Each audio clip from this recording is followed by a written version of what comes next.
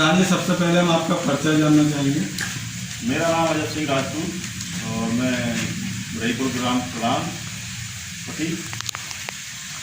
प्रधान जी, corona काल में आपने मतलब अपनी ग्राम पंचायत में कितनी बार सैनिटाइजर कराया?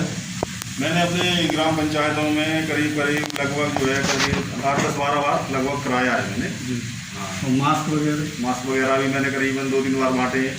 अच्छा, जागरूक करने के लिए आपने क्या कदम उठाए थे? जागरूक करने के लिए हम घर घर जाकर सब लोगों को समझाया जाके सब लोग अपने अपने डिस्टेंसिंग दूरी बनाए रखें और मास्क पहनकर ही मिलें, ठीक है। और ज़्यादा से ज़्यादा भीड़ भाड़ कम करें और कोई बाहर से रिश्तेदार आता है तो उसको भी अपने घर पे ही रखें, उसको बाहर ना घूमने दें।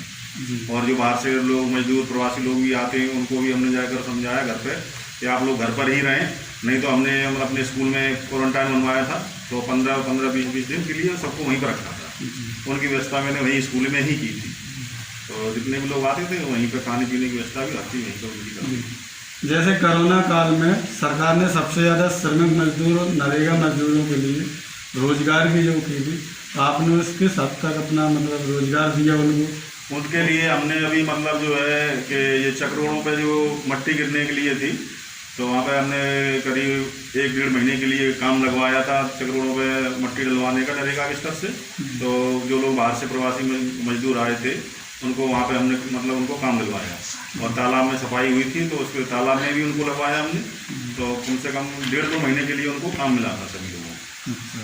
तो अभी नरेगा का काम अभी मतलब आगे आप कितने हद तक मतलब और करवाना? अभी नरेगा का काम लगभग चल ही रहा है। जितना भी जो काम हो रहा है हमारे यहाँ पे, जैसे सामुदायिक शौचालय का जो काम चल रहा है उसमें भी नरेगा की ही लेबर लग रही है। जैसा उसमें कुछ नहीं, जो प्रवासी मजदूर हैं उनको भी उसी में लगा रखा है। और अभी पंचायत घर बनना और है तो उसमें भी मतलब प्रवासी मजदूरों को ही लगाएंगे। हाँ, और जो जितनी नरेगा का काम लेबर से ही करवा रहे हैं। यानी अभी आगे तक आप मतलब नरेगा मजदूरों को काम बिल्कुल उन्हीं के द्वारा हम काम करवा रहे। किसी को ठेका भी नहीं दे रहे, न किसी बाहर से काम करवा रहे। हम सिर्फ अपने गांव के ही लोगों से ही काम करवा रहे हैं जी। और आपके मतलब कार्यकाल में विकास की क्या स्थिति है, कितना आपने काम करवाया? विकास की स्थिति ये है कि मेरे कार्यकाल में अभी मेरे गांव में एक भी जगह पे कहीं भी इंटरलॉक नहीं थी। इंटरलॉक नामी कोई चीज़ नहीं थी। जो मैंने अपने गांव में लगभग अभी तक जितने भी मतलब आगे चल के जितने प्रधान रहे उन्होंने कोई विकास इतना नहीं कराया जितना कि आप देख कर आए होंगे स्वयं ही। जी। तो जितनी भी इंटरलॉक बनी है वो मेरे ही कार्यकाल में नहीं बनवाई है और कहीं भी कोई मतलब इंटरलॉक नहीं बनी है। फिर आगे के लिए अभी हम और भी काम कर रहे हैं। अब समय तो खैर कम रह गया है लेकिन अभी सामुदायिक शौचालय का भी निर्माण हमारे यहाँ अभी चालू है। बाउंड्री वाल भी बन रही है स्कूलों में।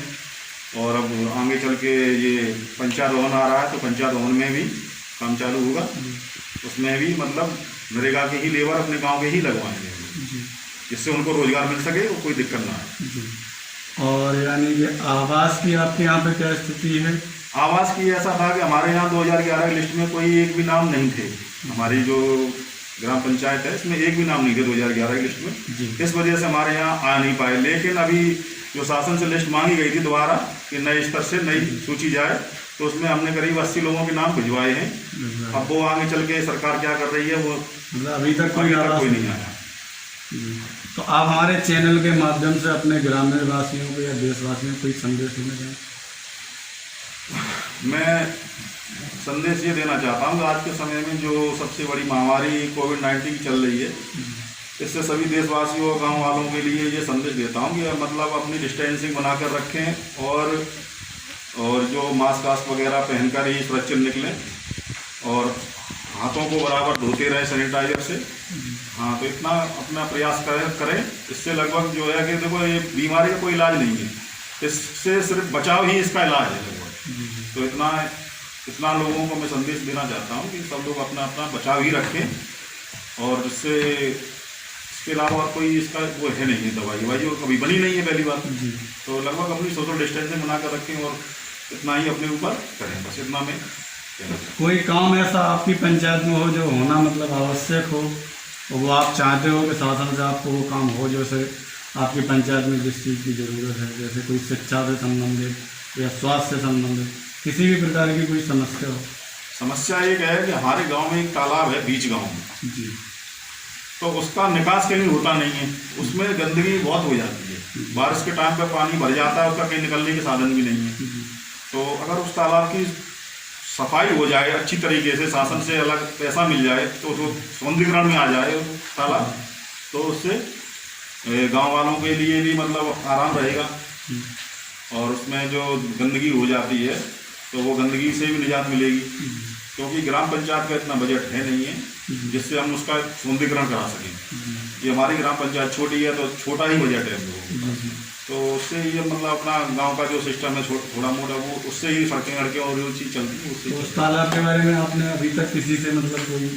एक बार हम विधायिका जी के पास में गए थे ये बात लेकर, तो उनके लेटर पैड पर उन्होंने कहा था कि प्रधान जी आप लेटर पैड पर लिखकर दे दीजिए, तो हम आके उसके तालाब के बारे में देखेंगे। पर उसके बाद में ऐसी कोई मतलब उन्होंने कोई सुध ही नहीं ली। एक दो बार फिर भी गए, फिर कोई अभी तक कोई सुनवाई नहीं। कोई सुनवाई।